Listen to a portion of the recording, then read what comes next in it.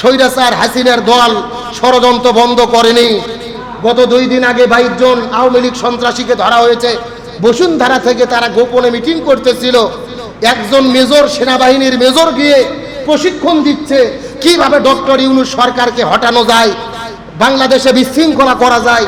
ইতিমধ্যে 5টা গ্রুপের মাধ্যমে 2500 আওয়ামী সন্ত্রাসীকে তারা ট্রেনিং দিয়েছে।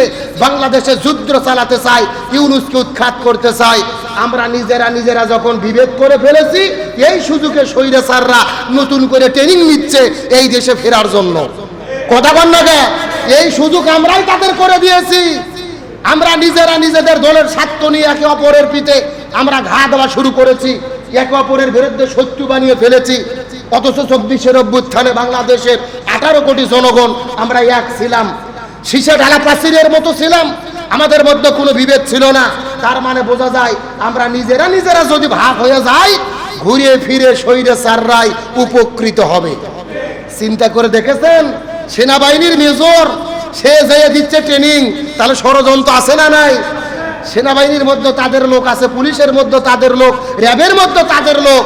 কত বিনে চিন্তাই ঘুম পারেন আর চাঁদাবাজি করে দলাদলি করেন না। নিজেরা যদি দলাদলি করি বিপদ আছে না নাই? আর এই ঐক্যের মধ্যে বিপদের মধ্যে ফেলেছেন। এই ঐক্যের মধ্যে ফাটল ধরার পিছনে সবচাইতে বেশি ঘাতকগিরি করেছেন এই তথাকথিত সমন্বয়কেরা। কথা কন না গা? গতকালকে নাহিদ ইসলাম বলেছেন যে সাদিক কায়েম সমন্বয়ক ছিল না, 5ই আগস্টের পর সমন্বয়ক নাম ধারণ করে স্বার্থ হাসিল করেছে।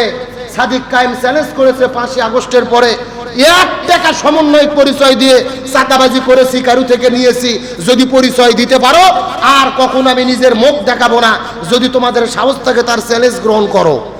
বরং আমরা তো দেখেছি তোমরাই সমন্বয়ক পরিচয় দিয়ে কারু বাবা কোটি কোটি টাকা উপার্জন করে ফেলেছে, কারু ভাই কোটি কোটি টাকা উপার্জন করে ফেলেছে, কেউ চাকরি নিয়েছে, কেউ স্বার্থ হাসিল করেছে। সাদিক কায়েমরা স্বার্থ রক্ষা করেনি, চাঁদাবাজি করেনি। তারা বলেছে আমাদের মাস্টার মাইন্ড কোনো ব্যক্তি নয়, শহীদরাই হলো মাস্টার মাইন্ড, শহীদরা শহীদ হয়েছে, এই জন্যই আমরা দেশ স্বাধীন করতে পেরেছি। যে সাদিক কায়েম কর্মসূচি প্রণয়ন থেকে শুরু করে কর্মসূচি সারা বাংলাদেশে ছড়িয়ে দেওয়া, নিজে মাঠে নেমে আন্দোলন সফল করা, কূটনৈতিক মহলের যোগাযোগ করা, মিডিয়াতে প্রচার করা, সব কিছুই যে সাদিক কায়েম করলে আজকে তোমাদের সাদিক কায়েমদের ভালো লাগে না। মনে রেখো, 71কে আওয়ামী লীগ বাপদাদার সম্পত্তি মনে করতো, 71-এর চেতনা চলনি, পালাতে বাধ্য হয়েছে। আজকে তোমরা যদি 24-এর অভ্যুত্থানকে এনসিপির বাপদাদার সম্পত্তি মনে করো, তোমাদের অবস্থা ওই লীগের মতোই হতে পারে। তার কারণ 24-এর বিপ্লব কোনো এক দলের নয়, বাংলাদেশের 18 কোটি জনগণের, সমস্ত দলের, সমস্ত মতের সবাই আমরা রাজপথে নেমেছিলাম, সফল হয়েছিল। নাহিদদের বলতে চাই, তোমরা জাতীয় বীর ছিলে, জাতির কাছে কিয়ামত পর্যন্ত বাংলাদেশে সম্মানিত হতে। কিন্তু নিজেদের ব্যক্তিগত আর দলীয় স্বার্থ রক্ষার জন্য যখন তোমরা জামাত ইসলাম, ছাত্র শিবির, বিএনপি, ছাত্র দল, মাদ্রাসার ছাত্র সবাইকে সাটকাট করেছো, সবাইকে হাই প্রতিপন্ন করেছো, তখনই তোমরা প্রশ্নবিদ্ধ হয়েছো। এই জন্য বলতে চাই, অন্যকে সম্মান দাও, তুমিও সম্মান পাবে। আমি নিজেই সব করেছি এমন বলার কি সুযোগ আছে? তোমরা নেতৃত্ব দিয়েছো, কথা সত্য, তবে বাংলাদেশের 18 কোটি জনগণ যদি রাস্তায় না নামতো এটা সফল হতো না। এই জন্য বলি, দলাদলি নয়, একতাবদ্ধভাবে ঐক্য হও। 1 বছর পার হয়ে গেল, জুলাই সনদ এখনো প্রকাশ হয়নি। আবার সনদ যদি দেয়, এটাকে যদি আইনি বাধ্যবাধকতা দেওয়া না হয়, এর সারেনা পোষার কোনো দাম নাই। সেই চিন্তা করো, নিজেদের মধ্যে দলাদলি করে নিজের পায়ে নিজে কুড়াল মারার চেষ্টা করো না। আসেন, আমি আপনাদের মধ্যে আলোচনা করতে চাই, এই যে বাংলাদেশের অভ্যুত্থানের পরে যারা শহীদ হয়ে গেলেন, শরীয়তের দৃষ্টিতে শহীদ কারা? শহীদ বলতে আমরা কাদেরকে বুঝাই, আর ইসলামের শহীদদের মর্যাদা কি? গভীর মনোযোগ লক্ষ্য করে বোঝার চেষ্টা করেন। প্রথম নম্বর আলোচনা শহীদ কারা, 2 নম্বর আলোচনা শহীদদের মর্যাদা কি ইসলামী শরীয়তে। শহীদ শব্দের মূল শব্দের অর্থ হলেন সাক্ষ্য দান করা। জোরে বলেন, কি দান করা? সাক্ষ্য দান করা, সত্যের সাক্ষ্য দান করা। আর সাক্ষ্য দান হলেন 2 প্রকার, 1 নম্বর মৌখিক সাক্ষ্য, 2 নম্বর হলেন বাস্তব সাক্ষ্য। মৌখিক সাক্ষ্য কাকে বলে? আল্লাহর পক্ষ থেকে রসুলের মাধ্যমে আমরা যেই সত্য পেয়েছি, আল্লাহ, রসুল, কোরআন, হাদিস, এই সত্যকে মুখে স্বীকার করার নাম হলেন মৌখিক সাক্ষ্য। আর বাস্তব সাক্ষ্য কি? আমরা আমাদের মুখের মাধ্যমে আল্লাহ, রসুল এবং ইসলামকে স্বীকার যেটা করেছি, সেই বিশ্বাসটাকে নিজেদের কাজের মাধ্যমে ব্যক্তি জীবন, সমাজ জীবন, রাষ্ট্র জীবন সকল পর্যায়ে নিজের কাজের মাধ্যমে প্রমাণ করার নাম হলেন বাস্তব সাক্ষ্য। আমি কি আপনাদের বুঝাতে পেরেছি? মৌখিক সাক্ষ্য হলো মুখ দিয়ে স্বীকার করা, আর বাস্তব সাক্ষ্য হলো কাজের মাধ্যমে প্রমাণ করা। এখন এই বাস্তব সাক্ষ্য প্রমাণ করতে গিয়ে, আল্লাহর জমিনে আল্লাহর দ্বীন কায়েম করতে গিয়ে যারা জীবন দিয়ে বিদায় নিয়ে চলে যায়, এদেরকে ইসলামের শরীয়তের পরিভাষায় কি বলে? শহীদ। জোরে বলেন, কি বলে? শহীদ। এখন প্রশ্ন আসতে পারে, তাহলে শহীদরা কি সাক্ষ্য দিল?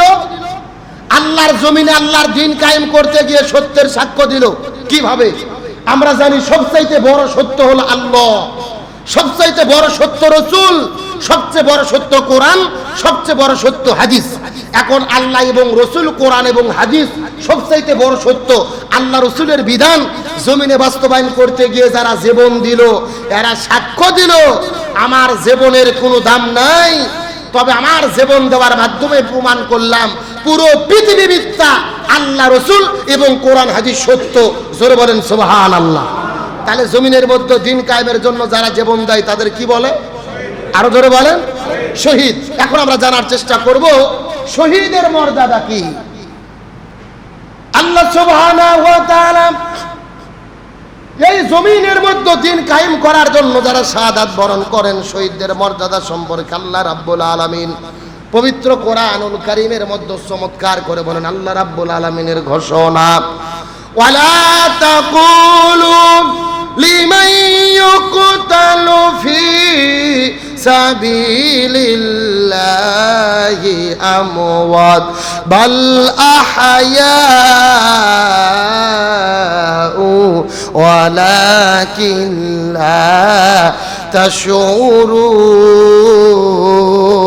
তাশউরুন। আর জোরে আল্লাহু আকবার। আল্লাহ তাআলা পবিত্র কোরআনুল কারীমের ভেতরে সূরা বাকারার 154 নম্বর আয়াতের মধ্যে আল্লাহ রাব্বুল আলামিন কত চমৎকার করে বলেন, হে পৃথিবীর মানুষেরা, গভীর মনোযোগ দিয়ে ভালো করে বোঝার চেষ্টা করো। ওয়ালা তাকুলু, তোমরা কখনোই বলো না লিমান ইউকতালু ফি সাবিলিল্লাহ, আল্লাহ রাস্তায় যারা জীবন দিয়ে বিদায় নিয়ে চলে গেছে এদেরকে খবরদার তোমরা মৃত বলো না, বাল আহইয়া, বরং এরা জীবিত। তোমরা বুঝতে পারো না? তার মানে বোঝা গেল আল্লাহর জমিনে আল্লাহর দ্বীন কায়েমের জন্য যারা জীবন দেয় এরা কখনোই মরে যায় না, বরং আল্লাহর মুখের পরিভাষা এই মানুষগুলোকে আল্লাহ তাআলা সর্ব অবস্থায় জিন্দা রাখে।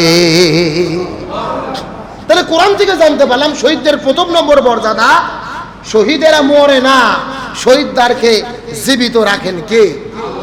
আরো জোরে বলেন। আমার প্রিয় বন্ধুগণ, মুসলমান ভাইরা, গভীর মনোযোগ। এই একই ধরনের বক্তব্য আল্লাহ রাব্বুল আলামিন পবিত্র কোরআনুল কারীমের সূরা আল ইমরানের 169 নম্বর আয়াতের মধ্যে আল্লাহ রাব্বুল আলামিন বলেন। আল্লাহ রাব্বুল আলামিনের ঘোষণা, ওয়ালা তাহসাবান্নাল লাযীনা কুতিলু ফি সাবিলিল্লাহি আমওয়াত বাল আহয়াউ ইনদা রাব্বিহিম ইউরজাকুন।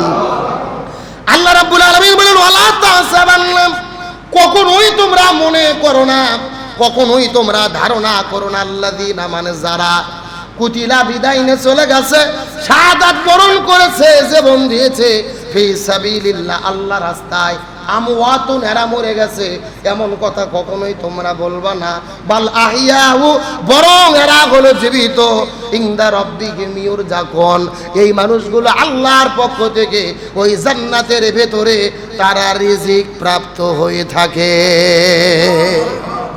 তার মানে আমরা প্রথম নম্বর বুঝতে পারলাম, সূরা বাকারার 154 নম্বর আয়াতের ভেতরে আল্লাহ তাআলা বললেন শহীদেরা কখনোই মরে না।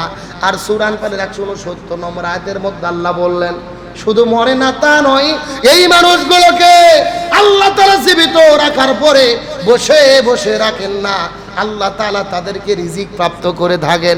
হাদিসের মধ্যে নবী বলেন, এই আয়াতের ব্যাখ্যায় রাসূল বর্ণনা করে বলে, এই মানুষগুলোকে আল্লাহ রাব্বুল আলামিন সবুজ পাখি করে ওই জান্নাতের মধ্যে রেখে দেয়।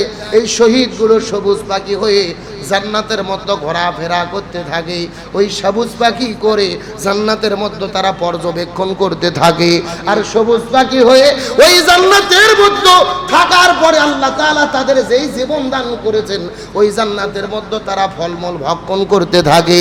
তার মানে বোঝা গেল, এই দুনিয়ায় যারা জীবন দিয়ে বিদায় নিয়ে চলে যায় এরা মরে না, বরং শাহাদাত বরণ করার সাথে সাথে আল্লাহ তাআলা তাদের জান্নাতে ঢুকায়া দেয়। আর জান্নাতের ভেতরে একজন জান্নাতি হিসেবে তারা রিজিক প্রাপ্ত হয়ে থাকে। আর এই দুনিয়ার মধ্যে যারা জীবন দিয়ে বিদায় নিয়ে চলে যায়, জীবন দেওয়ার বিনিময়ে আল্লাহ তাআলা জান্নাত দিয়ে দেবেন। জান্নাতটা ক্রয় করে নিয়েছেন, ওয়াদাটা করেছেন কি? আরো জোরে বলেন। আল্লাহ তাআলা সূরা তাওবার 111 নম্বর আয়াতের মধ্যে কত চমৎকার করে বলেন, ইন্নাল্লাহা আশতারা মিনাল মুমিনিনা আনফুসাহুম ওয়া আমওয়ালাহুম বিআন্না লাহুমুল জান্নাহ ইউকাতিলুনা ফি